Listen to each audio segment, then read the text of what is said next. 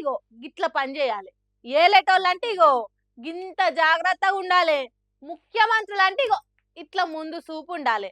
అంత మంచిగా పరిపాలన చేస్తున్నది ఎవరు భార్గవి అనే కదా మీరు ఆలోచిస్తున్నది. ఇంకెవరు? మన తెలుగు రాష్ట్రాల ముఖ్యమంత్రులు. తెలుగు రాష్ట్రాలు ఎంత తెలిగిపోతున్నాయో చూడుండ్రి. చంద్రాల్ సారు, రేవంత్ రెడ్డి సార్ల ఏలుబడ్ల వారెవ్వ. ఇది ముందు చూపు కలిగిన పాలన అంటే, ఇది విజనరీ ఏలువడి అంటే. అటు గురువు చంద్రాల్ సారు, ఇటు శిష్యులు రేవంత్ రెడ్డి సారు రెండు తెలుగు రాష్ట్రాలను పెట్రోల్ డీజిల్ లేని రాష్ట్రంగా తీర్చిదిద్దిండ్రు. జనం ఆయిల్ కోసం అంతు చూసుకునే కాడికి తీసుకొచ్చిండ్రు. చిరంజీవి సినిమా ఫస్ట్ రోజు రిలీజ్ అయితే హౌస్ఫుల్ బోర్డులు పెట్టినట్టు ఏ బంకు ముంగటికి పోయినా నో స్టాక్ బోర్డుల దర్శనం ఇచ్చేటట్టు తయారు చేసిన ఘనత వాళ్ళకే దక్కుతుంది. బండిల ట్యాంక్ ఖాళీ అయ్యి నెట్టుకుంటా బంకు పోయిన పరిస్థితి సావు మరణమే అయ్యేటట్టు చేసిన మహానుభావులు ఎవరన్నా ఉన్నారు అంటే అది మనోలే. కిలోమీటర్ల కొద్ది లైన్లు, గంటల కొద్ది పడిగాపులు కాసేటట్టు చేసినోళ్ళు మన గొప్ప పాలకులు. ఎక్కడన్నా డీజిల్ పెట్రోల్ దొరుకుతున్నదంటే పులిహోర ప్యాకెట్ల కోసం జనం ఎగబడ్డట్టు ఉరికేటట్టు చేసి ఒలింపిక్ రన్నింగ్ పోటీలను రెండు తెలుగు రాష్ట్రాలకు పట్టుకొచ్చినోళ్ళు మన పాలకులు. ఎక్కడ చూసినా నో స్టాక్ బోర్డులే. ఎవరన్నా అడిగినా పెట్రోల్ దొరకలేదు, డీజిల్ లేదంటున్నారు అనే మాట్లాడుతుర్రంటే ఈ క్రెడిట్ అంతా 40 ఏళ్ల రాజకీయ అనుభవం ఉన్న చంద్రాల్ సార్కే దక్కుతుంది. తొక్కకుంటా గద్దెనెక్కిన రేవంత్ రెడ్డి సారుకు దక్కుతుంది. 2 ఏళ్లకు ఒక్కసారి జరిగే మేడారం జాతరను రెండు తెలుగు రాష్ట్రాలలోన్న పెట్రోల్ బంకులకు తీసుకొచ్చిండ్రంటే వీళ్ళతోనే సాధ్యమైతది. రాష్ట్రానికి సరిపోను పెట్రోల్ డీజిల్ ఉన్నదా లేదా, జనానికి ఇంధనం దొరకకుంటే ఎట్లా అని ఆలోచన చేయకుంటుండే ముఖ్యమంత్రులు ఎవరన్నా ఉన్నారా అంటే అది మన రెండు తెలుగు రాష్ట్రాలే కావచ్చు. మొద్దు నిద్రపోతున్నారో లేకుంటే అన్ని తెలిసి నిద్రపోతున్నట్టు నటిస్తున్నారో తెలియదు గాని పబ్లిక్ పెట్రోల్ డీజిల్ కోసం తన్నుక చచ్చేటట్టు చేసిండ్రు. ఓ కాడ ఆయిల్ ఉన్నది, ఇంకో కాడ లేదు అన్నట్టే లేదు పరిస్థితి.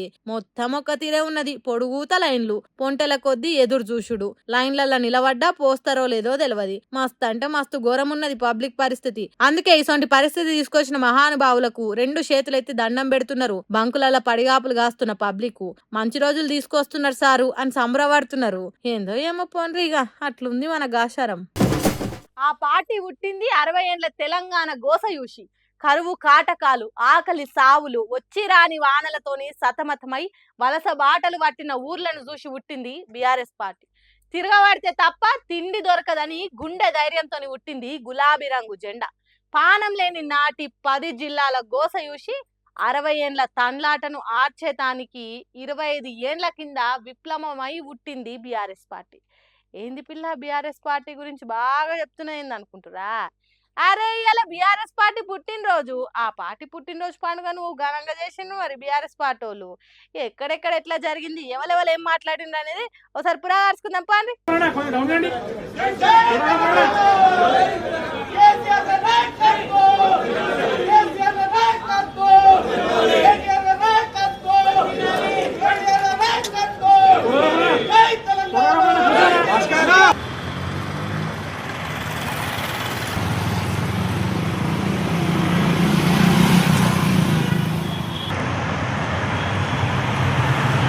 తెలంగాణ ఊర్లు మొత్తం గులాబీ రంగును పూసుకున్నాయా ఏంది అన్నట్టే అయింది.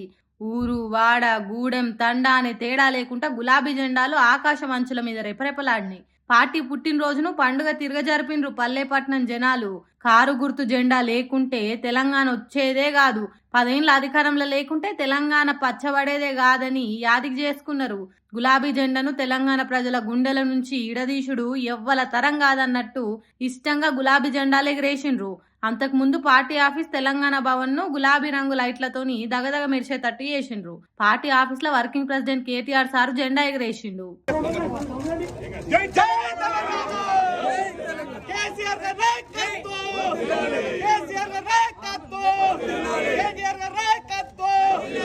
ఇక బీఆర్ఎస్ పార్టీ అంటే ఏంటిదో, దానికి ఉన్న ఇలువేంటిదో, ఎన్ని కొత్త పార్టీలు వచ్చినా బీఆర్ఎస్ పార్టీ తిరిగా తెలంగాణను కాపాడలేవు అన్నట్టు మాట్లాడిండు.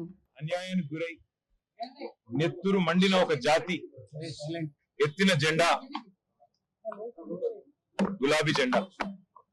సరిగ్గా 25 సంవత్సరాల కిందట త్యాగాల పునాదుల మీద ఆనాడు తనకు అప్పుడున్న పార్టీ ద్వారా సంక్రమించిన డిప్యూటీ స్పీకర్ పదవికి, శాసన సభ్యత్వానికి, అట్లాగే పార్టీలోని రాష్ట్ర బాధ్యతలకు అన్నిటికీ కూడా గుడ్ బై చెప్పి తెలంగాణ రాష్ట్రం ఏర్పడితేనే ఒక స్వీయ రాజకీయ శక్తిగా తెలంగాణ ప్రజలు ఎదిగితేనే ఈ ప్రాంత సమస్యలకి చరమగీతం పాడొచ్చు. శాశ్వతంగా ఈ ప్రాంతం గతంలో ఏదైతే సిరి సంపదలతో తొలతూగిందో అట్లా మళ్ళీ ఉద్భవించవచ్చు అనే ఆలోచనతో పెద్దలు కేసీఆర్ గారు ఆనాడు 25 వసంతాల కిందట పార్టీని ఏర్పాటు చేసి కొండా లక్ష్మణ్ బాపూజీ గారు ఇచ్చిన ఆశ్రయం జలదృశ్యంలో జెండా ఎత్తిన విషయం మీకు తెలుసు. ఖచ్చితంగా తెలంగాణ ప్రజలకు ఒక స్వీయ రాజకీయ అస్తిత్వం ఉండాలి అని ప్రొఫెసర్ జయశంకర్ గారు ఎప్పుడు ఏదైతే చెప్తా ఉండేవారో, ఎట్టి పనికైనా మట్టి పనికైనా మనవాడే ఉండాలని చెప్తా ఉండేవారు. అట్లాగే మళ్ళీ పునరంకితం అవుతాం. తెలంగాణను కాపాడడానికి, తెలంగాణలోని ఈ అరాచక కాంగ్రెస్ బీజేపీల నుండి తెలంగాణను మళ్ళీ ఒకసారి పట్టాలు ఎక్కించడానికి కేసీఆర్ గారి నాయకత్వంలో అందరం సమిష్టిగా ఐక్యంగా పోరాటం చేస్తాం. తప్పకుండా 2028వ సంవత్సరంలో తిరిగి మళ్ళీ తెలంగాణ రాష్ట్రానికి కేసీఆర్ గారిని ముఖ్యమంత్రి చేసేదాకా మేమందరం కూడా ఆయన సైనికులుగా, తెలంగాణ ప్రజల ప్రతినిధులుగా, తెలంగాణ బలగంగా, తెలంగాణ దళంగా కలిసికట్టుగా కదం తొక్కుతాం. తప్పకుండా తెలంగాణకి మళ్ళీ ఒకసారి పునరంకితం అవుతాం. ఈ పవిత్ర రోజున, పార్టీ ఆవిర్భవించిన ఈ పవిత్ర రోజున, 25 వసంతాలు పూర్తి చేసుకున్న ఈ రోజున తప్పకుండా మాకు మరింత ఉత్సాహం, మరింత ఉత్తేజం ఇవ్వడానికి మా నాయకుడు కేసీఆర్ గారు ఇప్పుడు మధ్యాహ్నం 2 గంటలకి రాబోతా ఉన్నారు. వారి రాక కోసం, వారి దిశానిర్దేశం కోసం తెలంగాణలోని లక్షలాది మంది గులాబీ దండు ఎదురు చూస్తా ఉన్నారు. ఇంకేందిగా కేసీఆర్ సార్ వస్తున్నాడు అంటే గులాబీ కార్యకర్తల ఈలలు కేరింతలు కొట్టేటానికి తయారుగా ఉంటారు. కేసీఆర్ సార్ ఏం మాట్లాడతాడు, ఏం చెప్తాడు, కాంగ్రెస్ సర్కార్ మీద ఎట్లా ఫైటింగ్ చేయాలనో చెప్తాడు. కాబట్టి తయారు ఉండాలి అన్నట్టు ఎదురు చూస్తున్నారు. మరి తయారు ఉండుండ్రి.